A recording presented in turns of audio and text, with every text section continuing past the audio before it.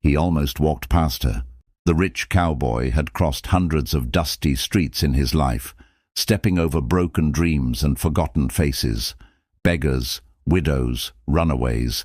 He had trained his eyes not to see them, but this time his boots slowed down, not because of the woman sitting on the wooden porch in torn clothes, but because of his son. The boy stopped suddenly.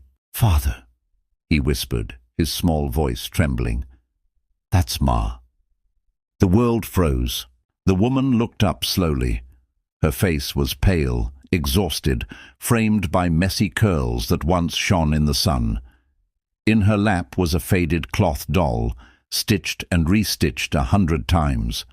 Her eyes met his, eyes he had once loved, then abandoned.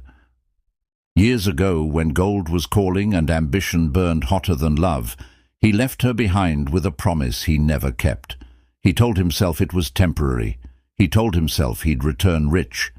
But success has a way of burying guilt until it rises again. The boy knelt in front of her, gently touching her cheek, just as he had seen her do to him in his dreams. She flinched at first, then leaned into his hand, tears silently falling.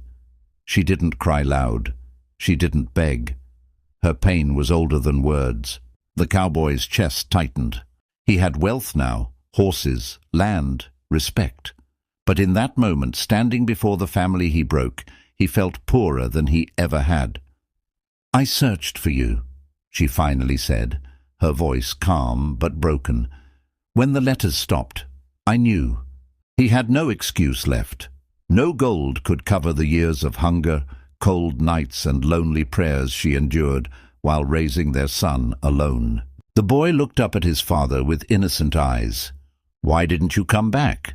That question hit harder than any bullet. The cowboy dropped to his knees. "I was afraid," he admitted. "Afraid I wasn't enough.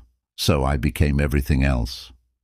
Silence wrapped them like dust in the wind. He took off his hat, placed it on the ground, and bowed his head.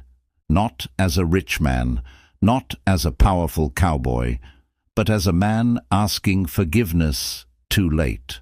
"I can't change the past," he said softly, "but I won't walk past you again."